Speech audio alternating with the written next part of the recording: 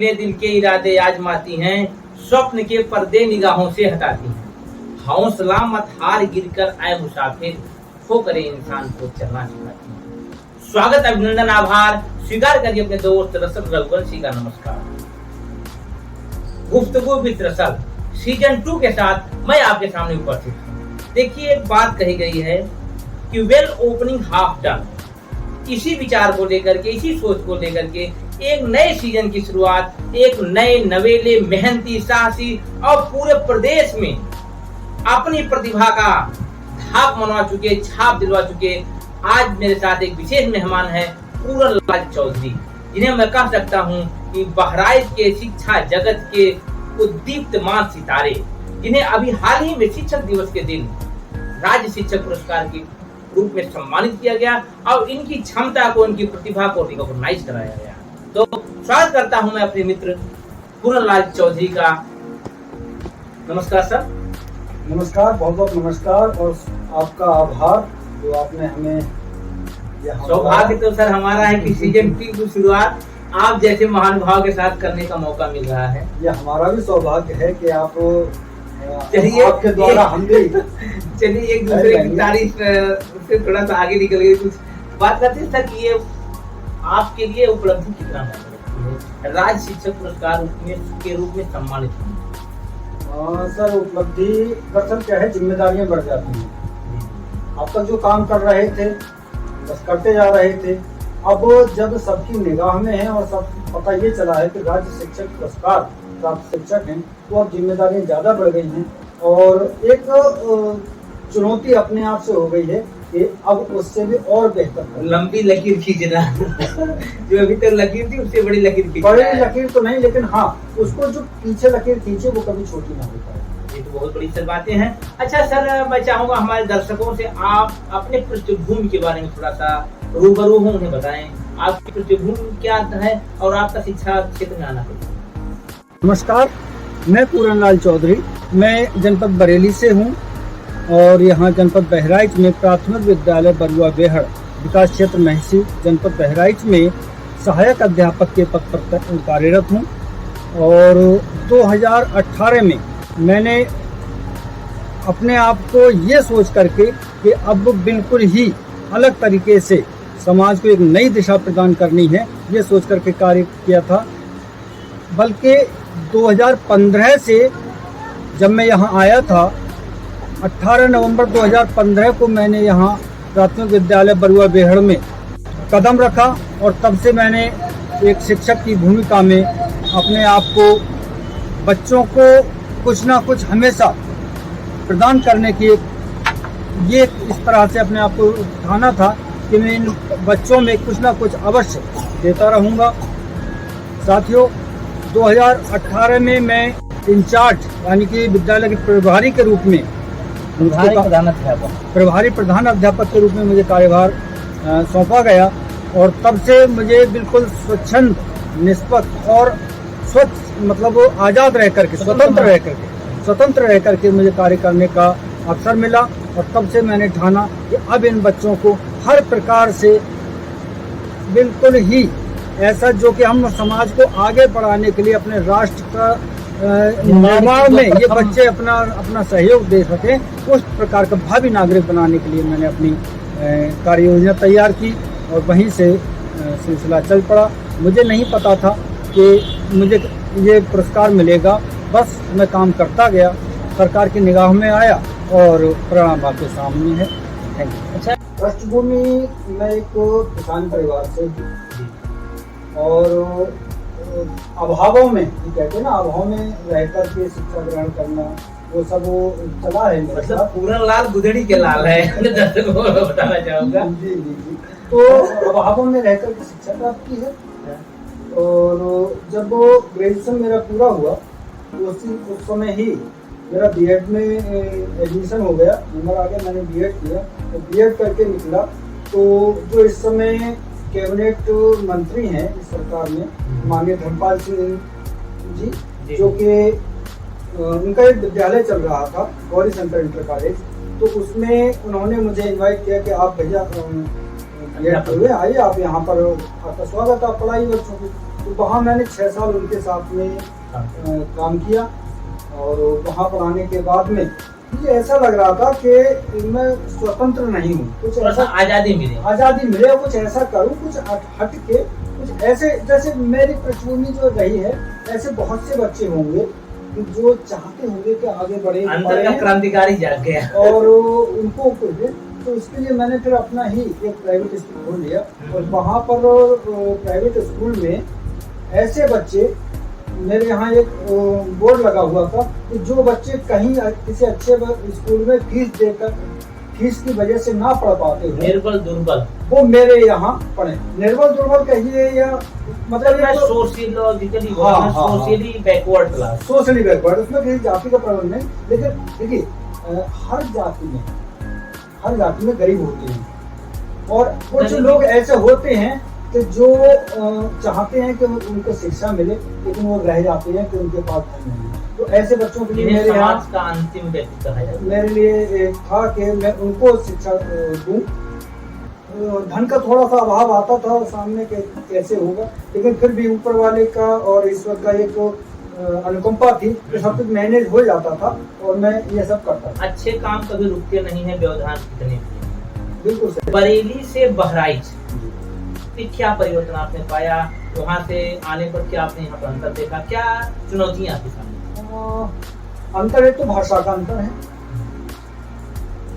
भाषा में यहाँ अवधि है, हमारे यहाँ ब्रज थोड़ा सा, और उर्दू हिंदी ऐसी जो जिसमें उर्दू शामिल होती है वो है। तो एक तो भाषा का अंतर रहा, और दूसरा एक लिविंग स्ट्रक्चर में भी थोड़ा सा फर्क है कि यहाँ पर जिस इलाके में मेरा विद्यालय है, जहाँ पर मैं जिस स्कूल में जाता हूँ, वहाँ पर ना तो सड़कें हैं, ना ही खड़ंजा है, ना ही पक्के घर हैं, हाँ ना ही पक्के घर हैं, केवल वही झोपड़ियाँ, और उनमें बेचारे बच्चे अपने गुजारा कर रहे हैं, रह रहे हैं। परिवार जो अपने घर से रहने के बजाय दिल्ली, पंजाब, गुजरात जहाँ पे वहाँ काम करके यहाँ पैसा भेजते हैं उनको, तो बच्चे तो वही रोजी रोटी का वही, तो वो यही एक अंतर देखा। अच्छा सर, जब आप वहाँ पर जो आपने बताया 18 नवंबर 2015, तो वहाँ पर क्या चुनौतियाँ हुई? क्योंकि उस क्षेत्रों में शिक्षा का महत्व लोग नहीं समझते हैं, शिक्षा के प्रति लोगों का लगाव नहीं होता है, तो उससे लोगों को जोड़ना, शिक्षा से उनका लगाव स्थापित करना, ये आपके लिए कितना चुनौतीपूर्ण है? सर दरअसल क्या है, वहाँ दिक्कत तो थी। जब हम वहाँ गए तो देखा कि पहली बात तो विद्यालय बिल्कुल जीर्ण शीर्ण अवस्था में, विद्यालय में ना रंगाई ना पुताई, और एक कमरे में मैंने देखा कि पालतू जानवर जो किसी के घर के बैल थे, मतलब एक रूम में बंधे हुए थे, बाहर आवारा पशु थे, और एक कमरे में 10-12 बच्चे और एक अध्यापक होंगे। अद्भुत नजारा था। हाँ, तो इस तरह से चल रहा था। मुझे थोड़ा अजीब सा लगा। सबसे अजीब बात है पालतू पशु, हमारा पशु तो कहीं भी जा सकता, वो हाँ, लेकिन पालतू भी उसमें था, तो थोड़ा सा अजीब सा लगा। सर से पूछा बात की, तो उन्होंने बताया कि थोड़ा दबंग लोग हैं और ये ऐसा करते हैं, मानते नहीं हैं। तो हमने कहा ठीक है, देखते हैं। लेकिन प्रेम एक ऐसी भाषा होती है, प्रेम, दबंग को आपने अपने रंग में बदल दिया। प्रेम एक ऐसी भाषा होती है कि आप उनसे बात करिए और देखिए तो क्या मिलता है। जब बात की गई उनसे, उनके अपनी समस्याओं को लेकर के, पहले आप उनकी समस्याओं को समझिए, उनकी समस्या से ही बातों को आरंभ कीजिए, और उसके बाद में आप समाधान तक ले आएंगे तो जरूर समाधान। ऐसी समस्याओं के समाधान में विभागीय सहयोग कितना आपने पाया? देखिए, बगैर विभागीय सहयोग के तो कुछ नहीं होता है। विभाग का सहयोग ये था, हालांकि बहुत दूर विद्यालय है, मैं आपको बताऊं, जनपद बहराइच से ये 70 किलोमीटर दूर, अभी गूगल सर्च कर रहे थे, और ये सीतापुर की सीमा में है। जब आप सीतापुर की सीमा में प्रवेश कर जाएंगे, उसके बाद भी आपको 30 किलोमीटर लगातार सीतापुर की सीमा में गाड़ी चलानी पड़ेगी। उसके बाद आपको इस विद्यालय में आना होगा, और उस पर भी एक बात ये है, करीब 8-10 किलोमीटर आपको पैदल या खेतों, खलिहानों, चक्रोड़ आदि पर चल करके दुर्गम रास्ते, और जहाँ के कटरी और डीहड़ है, ऐसी जगह पे वो विद्यालय है। लेकिन मैंने सिर्फ एक चीज ये देखी थी कि जब यहाँ लोग रह रहे हैं, सीधी सी बात है, जब लोग रह रहे हैं मतलब कि यहाँ कोई समस्या नहीं। समस्या तो तब होती जब वहाँ लोग रह ही नहीं रहे, तब मुझे समस्या। बस विभाग ने मुझे निर्जन नहीं था। विभाग ने मुझे ये सहयोग किया कि उन्होंने वहाँ पे पुल नहीं बना था, तो नाव से होकर के मुझे जाना पड़ता था। तो उन्होंने संपर्क करके जो वहाँ ठेकेदार थे उनसे कहा कि देखिए भैया, हमारे अध्यापक जब भी इधर से गुजरेंगे आप नाव को ठीक समय पर लगाएंगे, और उधर से जब भी आएंगे तो नाव को ठीक समय पर। हाँ, और उन लोगों का सहयोग मेरा इतना था कि मेरी मोटरसाइकिल को उठा करके अपनी नाव पर रखते थे और हम लोग मोटरसाइकिल और साथ में जाते थे। मेरे साथ में 3 टीचर, पहले तो हम 2 थे, उसके बाद में 3 टीचर हो गए, और तीनों लोग हम बाइक से जाना और बाइक से आना, और ये चलता रहता था। तो विभाग ने काफी सहयोग किया है। तो उसके बाद अपने दर्शकों को बताना चाहूंगा, जब हम 21वीं सदी के भारत में चांद पर, मंगल पे जाने की बात करते हैं, तो एक शिक्षक के लिए एक विद्यालय पहुंचना कितना कठिन है, कितना दुष्कर है, कितना दुर्गम क्षेत्र होकर के जाना पड़ सकता है। आप पूरनलाल जी से इस बात को समझते हैं। सर, थोड़ा सा हम आगे बढ़ना चाहेंगे। भाभी जी का सहयोग कितना है इसके बारे में? हमारा आधा अंग होती है, वो जब सुनी कि हमारे हस्बैंड, हमारे पति ऐसे विपरीत परिस्थितियों में नौकरी करने जा रहे हैं, तो उनका प्रथम दृष्टया क्या विचार था? देखिए, जब मैं यहाँ आया था काम किया तो मुझे नहीं पता था कि हम ऐसी परिस्थितियों में जा रहे हैं। लेकिन जब हमने जाकर के उन्हें बताया कि इस तरह की परिस्थितियाँ हैं, तो सीधी सी बात है, हमारी भी बैकग्राउंड वही रही है। मैं आपको बताऊं कि मेरा घर रामगंगा नदी के जस्ट किनारे, वही बालू, वही बीहड़, वही जंगल, वही सब कुछ है।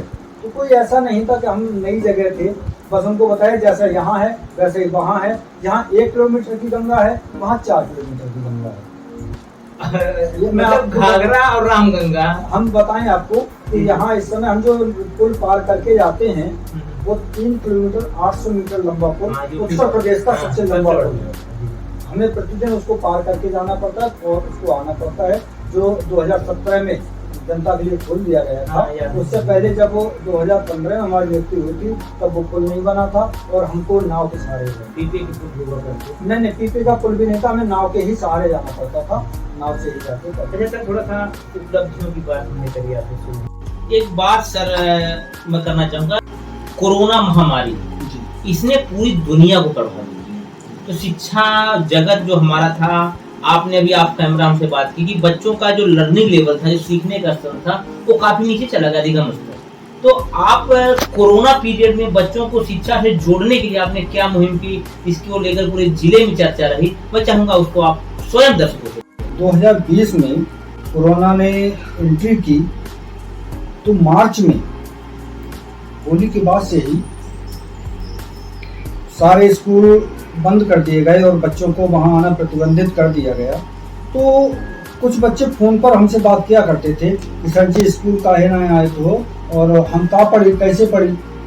तो हमने उनके लिए एक काम किया कि एक जो हमारा ग्रुप था जिसमें हम 4 टीचर जुड़े रहते थे, हमने उसी ग्रुप में बच्चों को ऐड किया और अभिभावकों के जो फोन नंबर जो उस समय अवेलेबल हो सकते थे, क्योंकि उस समय ज्यादातर अभिभावकों को फोन नहीं थे वहाँ उस गाँव में, वो तो समस्या थी। हाँ, लेकिन जो अवेलेबल थे उन बच्चों के फोन नंबर हमने ऐड किए, उनका व्हाट्सएप नंबर अवेलेबल था वो ऐड किया, और एक ग्रुप बना करके हमने उस पर कार्यपत्रक तैयार कर करके भेजना आरम्भ किया। जब कार्यपत्रक तैयार करके भेजे तो वो गांव में क्या करते कि एक जगह मोबाइल रख लिया जाता और ज्यादातर बच्चे उस वहाँ के आसपास के इकट्ठे हो जाते और उसको गृह कार्य के रूप में मान करके उसको करते, फिर उसका फोटो खींचकर हमें भेजते थे। इत्तेफाक ये हुआ था कि आगे करीब 15 अप्रैल से सरकार ने भी वही काम सबके ऊपर लागू कर दिया कि आप ऐसा ही करो। हालांकि वो मेरी देन नहीं थी, देन किसी और की होगी, लेकिन मैं तो अपने यहाँ कर रहा था, चुपचाप कर रहा था, कोई पता नहीं था। लेकिन जब यही किया तो हमें थोड़ा सा बल मिल गया, हमने उसको न्याय पंचायत स्तर तक कर दिया। जो हमारे बच्चे जुड़े हुए थे, हमने न्याय पंचायत के अध्यापकों को एक ग्रुप बना लिया और उसमें हम अब जो पत्रक हम अपने विद्यालय में भेजते थे वो न्याय पंचायत ग्रुप बना। जब न्याय पंचायत में रहे तो वो आपस में चर्चा जब शिक्षकों में हुई तो कुछ लोगों ने हमसे कहा यार हमें भी भेज दिया करो जब डालते हो तो। वो पूरे ब्लॉक में जाने लगी और जब ब्लॉक में जाने लगी तो लोग इंतजार करते, शिक्षक हमारे फोन पर बात करते, भैया 7 बज गए अभी आपका पत्रक नहीं आए, हम बच्चों को भेजना चाहते थे। तो उसके बाद में फिर ये हुआ कि हम लोगों ने थोड़ी मेहनत करना शुरू कर दी और अधिक और हर सब्जेक्ट के प्रत्येक विषय के अलग अलग पत्रक बनाए जाते थे, अलग अलग कक्षा के पत्रक बनाए जाते थे और बना रात भर हम करीब 11, 12, 1 बजे तक पत्रक बनाते थे मोबाइल पे। मैं पिक्सल लैब और काइन मास्टर वीडियो पर एडिट करना और ये करना वो करना इस तरह से मास्टर हो गया। बना के और हम पत्रक बना के भेजने लगे। वो पूरे बहराइच में भी फैल गए। पूरे बहराइच के शिक्षक अपने अपने ग्रुपों में डालने लगे, भेजने लगे। और फिर मैंने जो हमारे स्कूल का फेसबुक ग्रुप था, प्राथमिक विद्यालय बरुआ बेहड़ के नाम से फेसबुक को अकाउंट बना हुआ है, मैंने उस पर डाला तो बड़ी लाइक मिलने लगी, बड़े कमेंट आने लगे, भैया रोज डाला करो, भैया रोज डाला करो। तो इससे एक बल मिला और ये काफी दिनों तक चला। उसके बाद हमने फेसबुक पर संडे के लिए एक कार्यक्रम रखा जिसमें हम 12 बजे या 1 बजे लाइव बच्चों को कला क्राफ्ट से संबंधित लाइव उनको कला से जोड़ते थे। मैं कोई ना कोई पेपर कटिंग करना ये सब करके बच्चों को दिखाता था, पेपर क्राफ्टिंग। और बच्चे घर पे बैठ करके पेपर लेके उसी तरह से उसकी नकल करना सीखते रहते थे। काफी लाइक हुआ, काफी लोगों ने पसंद किया। इसके बाद में फिर लोगों को और इच्छा हुई, लोगों ने फोन जब आने शुरू हो गए तो हमने गूगल मीट पर क्लास लगाई। गूगल मीट पर क्लास लगाई, कभी बोर्ड सामने होता तो कभी स्क्रीन प्रेजेंट करके जिस पर हम कार्यपत्रक बनाते थे उस वही स्क्रीन प्रेजेंट करके वो बच्चों को दिखाए जाने लगे और उस पर पढ़ाई होने लगी। और उसको हमने लाइव करना शुरू कर दिया सीधा। फेसबुक पर भी वो लाइव जाता था और यूट्यूब पर भी लाइव जाता था। मामला क्लास में 3 शिक्षकों से एक ग्रुप में डालने से मामला यूट्यूब और फेसबुक और वो पूरी उत्तर प्रदेश में। मैं आपको बताऊं कि ज्ञान गंगा शिक्षक संगम के नाम से फेसबुक पर एक ग्रुप है जिसमें हमारे 55,000 शिक्षक जुड़े हुए हैं और एक दूसरे से अपने कम्युनिकेट करते हैं और अपने नवाचारों को एक दूसरे से साझा करते हैं। आपने क्या किया, ये है, मैंने क्या किया, ये है एजुकेशन का टीएलएम का इकोसिस्टम। जी 55,000 शिक्षक उस पर लगातार जुड़े हुए हैं। आप समझ सकते हैं 10% से ज्यादा शिक्षक, क्योंकि बेसिक शिक्षा परिषद में लगभग 5 लाख शिक्षक, 5-6 लाख शिक्षक हैं जो ये बड़ी उपलब्धि है कि आपने अकेले 55,000 शिक्षकों को जोड़ दिया। हाँ, उनका प्यार और सबका एक लगाव है कि लगाव नहीं, उनको एक हम्बल माइंड कहिए, उनके अंदर भी ललक है एक अच्छे से अच्छा काम उनको मिले और अपना अच्छा काम दूसरों को दिखाएं। जी सर, आगे वो जो अच्छा काम करते हैं वो हमको दिखाते हैं और सभी शिक्षक उससे सीखते। मैं जानना चाहूंगा कि अब पुरस्कार पाने के बाद जो तरह तरह की बातें लोगों के बीच आई, किस प्रकार से पुरस्कार प्राप्त किया गया, इसमें साम दाम दंड भेद का इस्तेमाल किया जाता है, अप्रोच का इस्तेमाल किया जाता है, मतलब तरह तरह की बातें, सारे शब्दों को मैं यहाँ नहीं बोल सकता हूँ। आप मेरा मूल प्रश्न समझ गए होंगे, उसमें कहाँ तक सच्चाई बातें। देखिए सर, मैं आपको बताऊं कि जब मैं काम कर रहा था तो मेरे साथ में 2 शिक्षक, श्री दिनेश कुमार जी और श्री हरिओम मिश्र जी, और एक शिक्षा मित्र मेवालाल जी, ये हमेशा मेरे साथ रहे। हमने कभी ये सोच करके कार्य नहीं किया था किसी ने भी कि हमें पुरस्कार लेना है, नहीं पता था हमें पुरस्कार लेना है, बस काम करते जाते थे। हाँ, ये था कि थोड़ा कभी वो आइडिया बनाते थे तो हम लोग उसको एकदम से चल करते थे, हम आइडिया बनाते थे तो ये 2 लोग हमारे साथ रहते थे, तीनों तो एक टीम बन गई थी और लगातार इस पर चलते रहते थे, काम करते रहते थे, कोई परेशानी नहीं, भागते रहे। काम करते रहे। हाँ, अभी आने के बाद में हमारे दोनों सर जो हैं, दिनेश कुमार जी और हरिओम मिश्रा जी, इन्होंने कहा कि सर आपको राज्य पुरस्कार के लिए अप्लाई क्यों नहीं करते। अच्छा, उन्होंने क्या किया? हमें क्या होता है हमें नहीं पता, तो बोले नहीं पता तो है आपको। तो मैंने हाँ पता तो है, लेकिन कैसे भरा जाता ही नहीं मालूम। तो उन लोगों ने मुझे बताया कि देखिए ऑनलाइन इसके फॉर्म भरे जाते हैं प्रेरणा पोर्टल पे। देखा, सर्च किया तो वास्तव में था। तो हमने कहा पता नहीं क्या है, उसको जब पूरा खोल के देखा तो उसमें लगा कि जो जो क्राइटेरिया वो मांग रहे हैं तो सब आता हम तो उनसे ज्यादा कर चुके हैं। है। उसमें इतने मांगे भी नहीं है जितना हम कर चुके हैं। और हमने उनको फिल किया फॉर्म। उसके बाद हमें पता नहीं क्या हुआ, भूल गए हम। फिर एक दिन अचानक बीएसए ऑफिस से कॉल आती है और ये पूछा जाता है कि आप ये बताइए कि आपके खिलाफ कोई हाँ अनुशासनात्मक कार्यवाही या थाने या विभाग के द्वारा, पुलिस विभाग के द्वारा कोई ऐसी कार्यवाही तो नहीं हुई है जिससे आप जो है दंडित हुए हों। तो हमने कहा नहीं, ऐसा तो कुछ भी नहीं है। बोले अगर नहीं है तो इसका प्रमाण दीजिए। तो वही एक बाउंड्री थाना पड़ता है। हम वहाँ गए और जहाँ जाकर उनको बताया, उन्होंने उनको लिख दिया। वो ला के हाँ वो ला के हमने ऑफिस में जमा किया। फिर हम भूल गए। फिर अचानक एक कॉल आती है कि आपको इंटरव्यू के लिए जाना है। आपने जितना काम किया है आप उसकी लिस्टेज कीजिए, उसकी पीपीटी बनाइए और आप वहाँ जाइए। वही किया हमने, इंटरव्यू दे के आए। फिर उसके बाद तो ईश्वर की कृपा अचानक नाम आया कि आपका नाम चुना गया।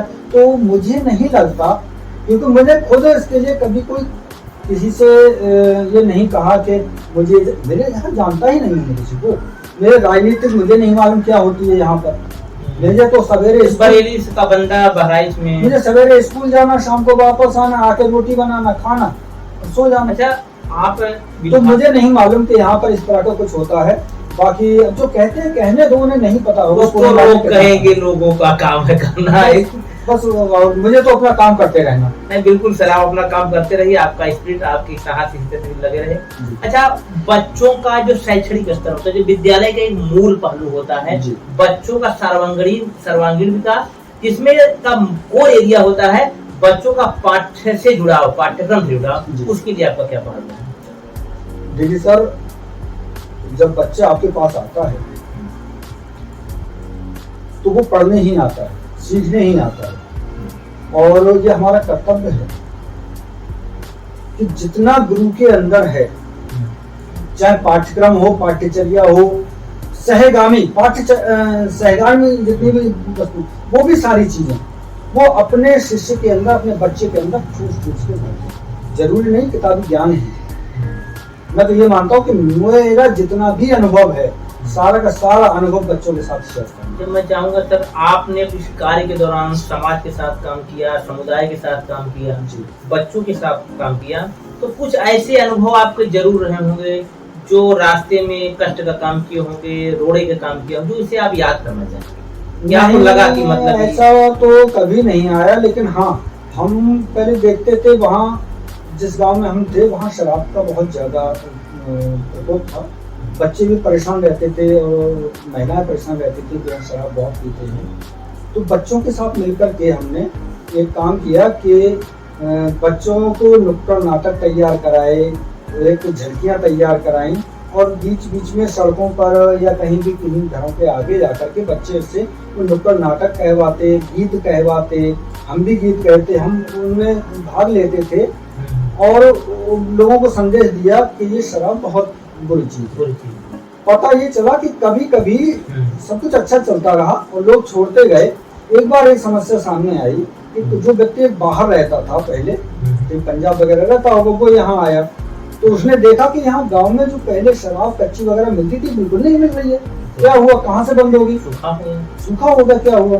तो उसको बताया कि यहाँ मास्टर साहब ने इन चीजों को बंद कराया है और यहाँ अभी चीजें नहीं मिलती हैं। तो उसको बड़ा बुरा लगा और अगले दिन उसने आकर के हमारे यहाँ थोड़ी सी नोक-झोंक गाली-गलौज से मतलब हुई और कुछ अधिक हुई।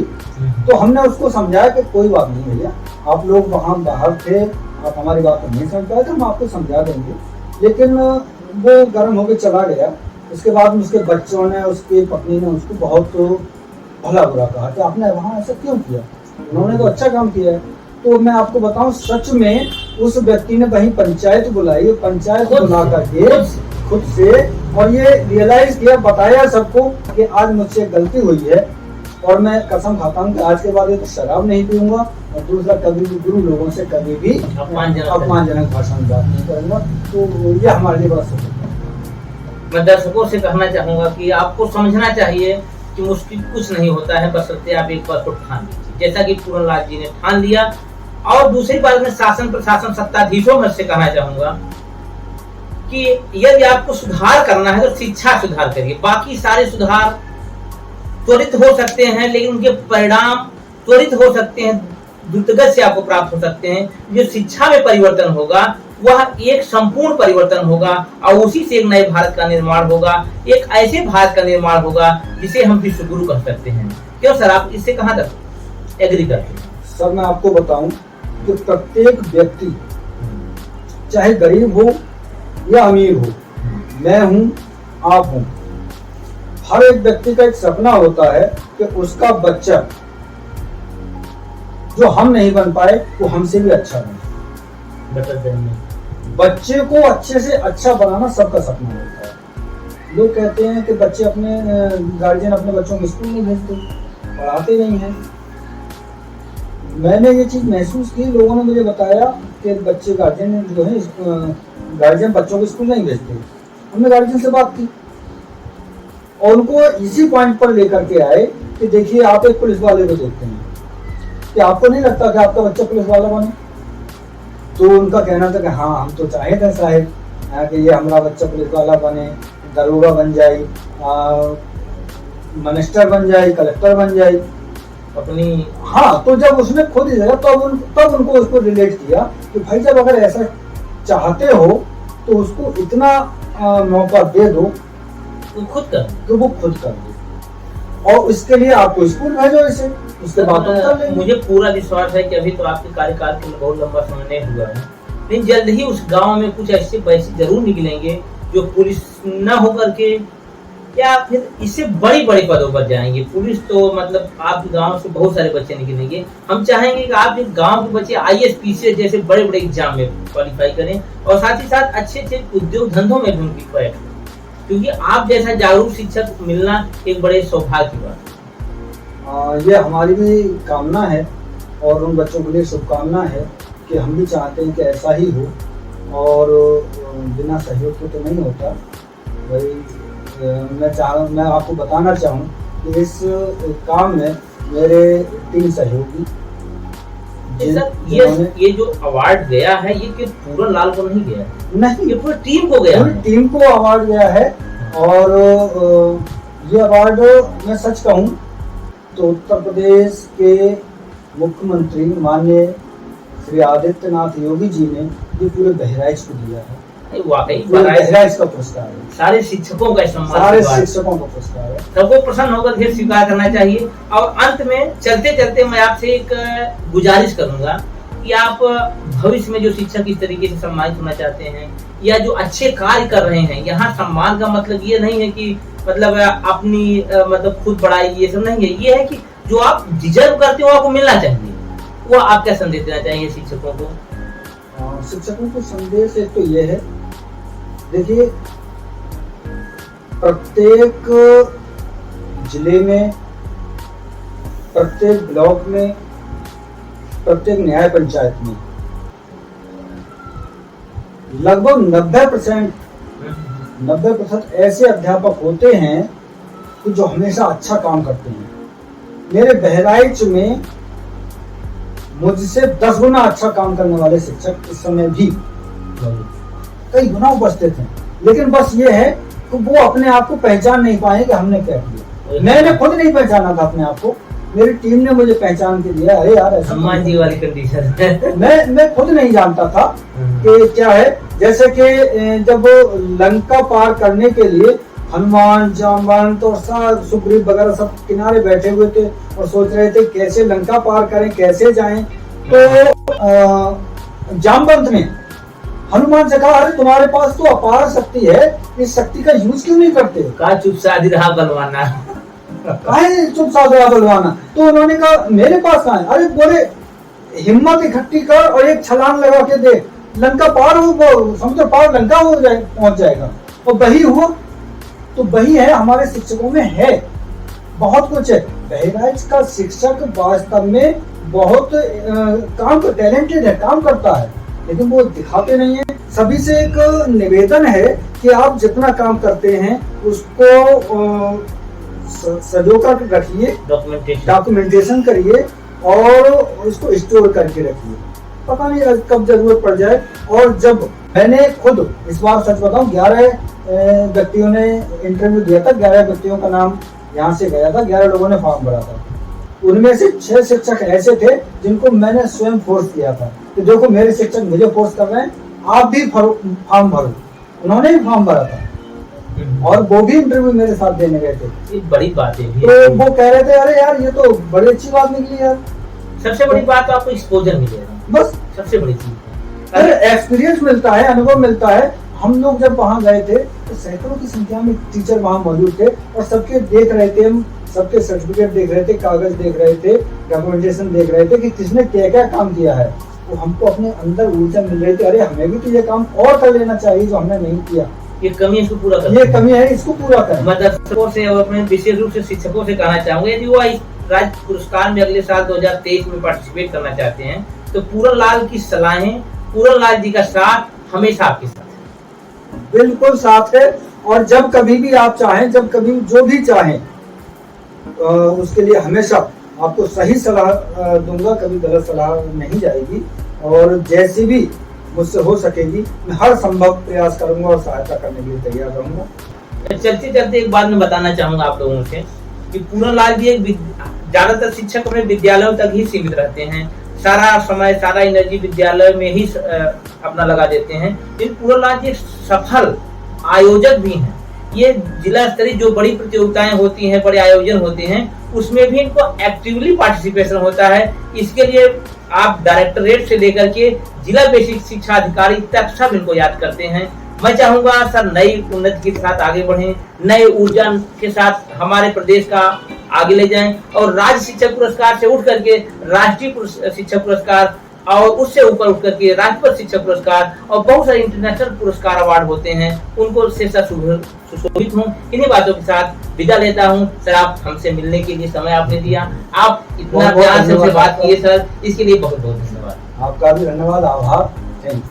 आपसे मैं कहना चाहूंगा कि यदि मेरे वीडियोज, मेरे प्रयास आपको अच्छे लगते हैं तो इस चैनल को सब्सक्राइब करिए, लाइक करिए और अधिक से अधिक सकारात्मकता के संचार में शेयर करिए और अपने कमेंट के माध्यम से अपने विचार मुझ तक पहुंचाइए। जल्द फिर किसी शख्सियत के साथ आपके सामने रूबरू होता हूं, तब तक विदा चाहता हूं। गुफ्तगू मुसलसल से नमस्कार।